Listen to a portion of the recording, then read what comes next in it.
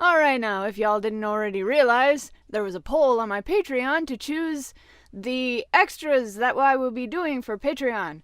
And telling a myth was one of them, so I'm going to start off with Iroquois myth. Okay, it's story time. Do it! Alrighty, y'all asked for it. You want to hear myth stories told by me, or possibly by others who want to share myths that they like as well. I'm probably not gonna limit this to American myths since I risk pulling the rug out on my stuff in No Evil by doing that. So, but I'm gonna start with an American myth anyway. Because if there was one that was my favorite, this would probably be it. And I'm here. Okay. Just to provide. I gotta listen to this too. I love hearing these. Alright. The myth I am sharing with you today is how Buzzard got clothes for all birds. Okay. So, like, near the beginning of all animal kind, the great creator had made fur for mammals, scales for reptiles and fish, but for some reason forgot to make feathers for the birds. And the birds were cold, and they needed clothes, and they were hiding from everybody because they were naked. So they had this big meeting, and Eagle goes, okay, enough of this. We gotta go up there and ask Creator for some clothing. This is ridiculous. I am freezing. I have to go into I live in Northern America. So like they go, okay, someone's gotta go up there. So a lot of birds try to go up there, but none of them can handle the journey because the Creator lives way, way, way high up in the sky, further than any birds really ever fly. So many birds try to fly up to Creator, and fail, presumably because they have no feathers. I just love, you know that like cartoony version when when a bird in like Looney Tunes gets fried and it's like fried to a crisp, but it looks like a turkey. Yeah. With a completely plucked turkey that's been cooked. Uh-huh. I just imagine a bunch of like turkey flightless feathered birds just trying to like get off the ground. And they're flopping around. That's funny. Anyway, finally, Buzzard comes around. Now, Buzzard, or Vulture, or Condor, or what have you, he goes, I'm gonna try next. And Buzzard is huge, and he's got a giant wingspan, and he always flies farther than any other bird. And so Buzzard tries, and he defies sun, starvation, and the rules of aviation science to make it to Creator. He succeeds. Yay. So now Creator has this sunburned naked Buzzard on his doorstep and kind of goes, oh yeah, the feathers. Forgot about those. Wait, he just forgot? Yeah. It's like, oh, sorry, I was taking a nap.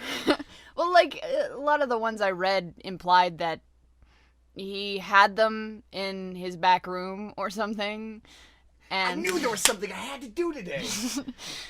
whatever. and I Clothe found that. birds. Anyway, Buzzard's like, come on, man, get on the ball. And Creator goes, yeah, that must have been super hard for you to do. I'll tell you what, Buzzard, I'll let you pick your own clothing. Oh, it's a reward. Yeah, you got up here, so you get the first pick. But whatever you say no to goes immediately to another bird. Due to the Icarian nature of this story, I bet you can see where this is going. So he tries on a blue suit and says, nah, it goes to Blue Jay. Then a red suit, he goes, nah, and it goes to Cardinal. And he goes, nah, and he goes, nah, and he goes, nah, and he's saying no to all of these suits of feathers. None of these feathers match in his mind the great feat of strength and sacrifice it took to get up there. What? What?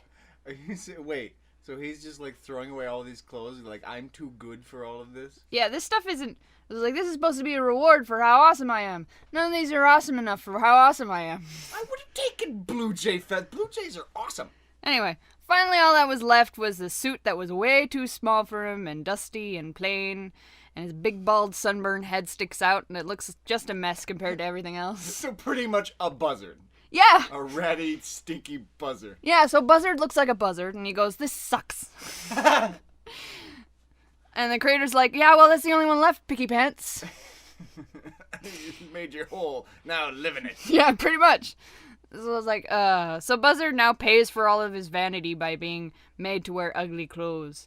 But this is the kicker, and this is really super cool that it was left into the version that I read, because a lot of times they take this part out. Because Buzzard doesn't care. What? Buzzard doesn't care that he's ugly, because he's like, that only means no clothes could measure up to how awesome I was. Sounds kind of vain to me. So it's like, he's like, I may be ugly, but I was the only one that was able to get up here, so I'm still pretty cool. I'm just ugly now. Plus, I don't need a hat. I live in the desert, And I'm he's just fine. He's still proud. And I like that they left it in there because it's an important distinction to be made. Because most version of the story, they get rid of it. They remove it because it contradicts with some contemporary social conditioning. Society wants anyone who takes pride in their work to feel absolute shame. You should never ever take pride in your work. When really, it's just, don't get too big for your britches, brah. You did a good job. Just don't be an ass about it. Mm-hmm. And that's the story. It doesn't lessen the fact that he did do a good job. It just it pinpointed this one problem. Don't be too big for your britches. It seemed like the birds were getting the short end of the stick of the great creators, creation, Genesis, whatever. You know, they're all just sitting down there in a pool because they're naked. And friggin', he was working on the mountains. Yeah. There was an emergency. He was doing other stuff that apparently wasn't as important as finishing the animals. I don't know why all of the versions say he just kind of needed to be asked for some reason. And yet the other animals didn't. I don't know. I can't be bothered to finish. I got a 2:00. Sorry. Anyway, that's my favorite.